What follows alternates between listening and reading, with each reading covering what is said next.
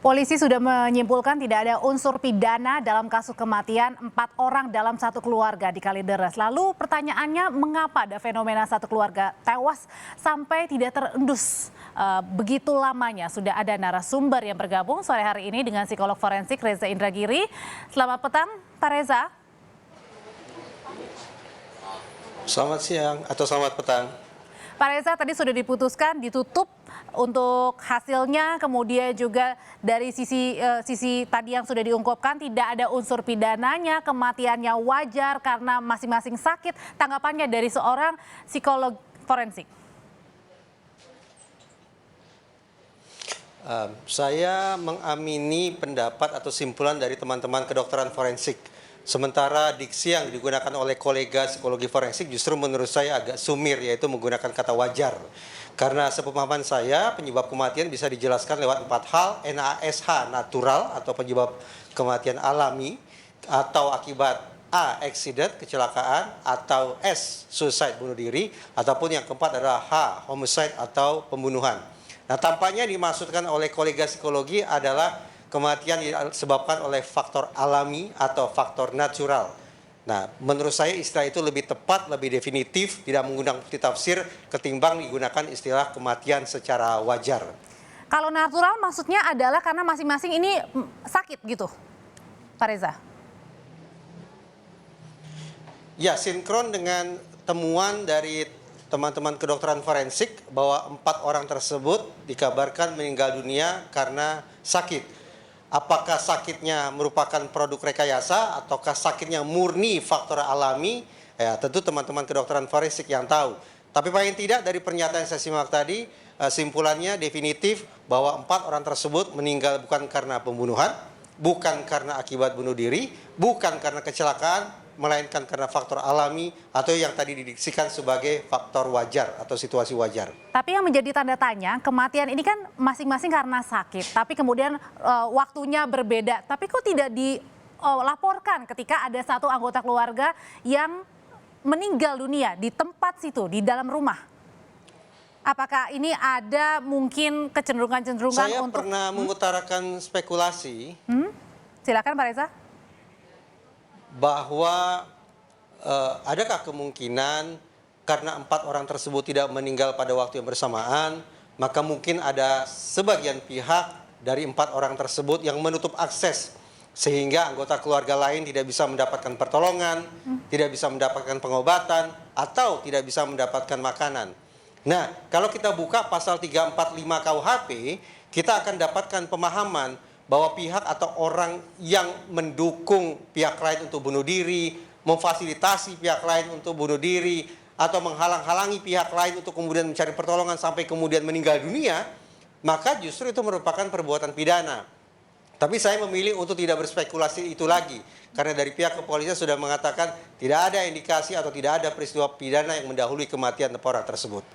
Adakah ini diindikasikan karena adanya mungkin menutup untuk hubungan sosial dengan sekitar, dengan keluarga? Tanda-tanda bahwa 4 orang atau satu keluarga itu menghindar atau menjaga jarak sosial yang sedemikian besar, itu tidak perlu investigasi terlalu mendalam. Hanya dengan melihat bentuk pagar rumahnya pun kita sudah disimpulkan bahwa orang-orang yang berada di dalam rumah itu memang menghindari adanya interaksi sosial dengan tetangga kiri kanan.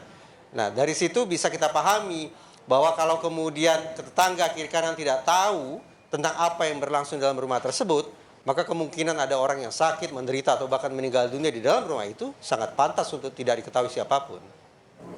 Kalau menurut Anda, apakah dengan misalnya korban yang menutup akses ini, apakah harus lebih digali lebih dalam lagi sebenarnya siapa kira-kira yang menutup akses pertama kali misalnya?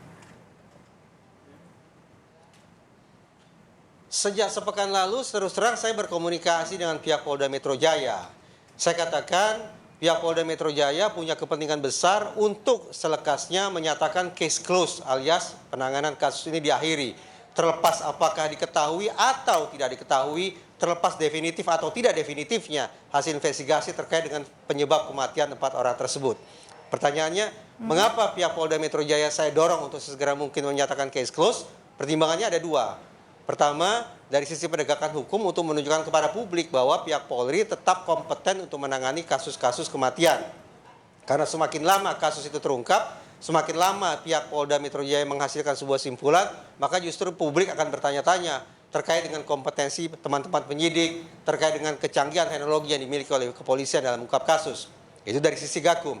Sementara dari sisi Yandung-Yom, pelayanan perlindungan dan pengayuman masyarakat, Polda Metro Jaya sekali lagi punya kepentingan untuk selekasnya menyatakan case close untuk menghindari adanya suicide contagion atau penularan bunuh diri, copycat suicide, menghindari agar masyarakat, terlebih pemirsa, tidak terinspirasi untuk melakukan perbuatan serupa, entah itu bunuh diri, entah itu menutup akses dari lingkungan sosial, entah tidak mencari pertolongan dan sejenisnya, agar masyarakat tidak meniru perbuatan semacam itu. Jadi intinya ada dua kepentingan, baik dari sisi penegakan hukum maupun dari sisi pelayanan perlindungan dan pengayoman bagi pihak Polda Metro Jaya untuk selekasnya menyatakan case close, penanganan dinyatakan diakhiri. Kalau seperti ini bagaimana agar tadi seperti yang Pak Reza bilang jangan sampai ada kejadian seperti ini terulang kembali baik dari sisi misalnya pengamanan polisi termasuk juga dari lingkungan tetangga. Ada dua persoalan sesungguhnya. Pertama terkait dengan kematian 4 orang tersebut. Dan yang kedua terkait dengan lambatnya masyarakat mengetahui ada peristiwa kematian di dalam rumah tersebut. Kalau terkait dengan yang pertama, yaitu hal ihwal di seputar kematian 4 orang tersebut, tadi saya katakan, polisi punya kepentingan untuk selekasnya menyatakan case close agar tidak terjadi penularan atau wabah bunuh diri di masyarakat. Sementara untuk persoalan kedua, yaitu bagaimana agar masyarakat bisa mengetahui kondisi tetangga yang sedang mengalami masalah atau mengalami sakit atau mengalami masalah-masalah lainnya, ya memang dibutuhkan adanya rekonstruksi sosial untuk memastikan bahwa relasi antara satu tetangga dengan warga yang lain bisa berjalan secara lebih wajar. Reza Indragiri, psikolog forensik, terima kasih informasinya sudah berbagi pandangan mengenai hasil dari kematian satu keluarga di Kalideres. Sehat selalu Bapak.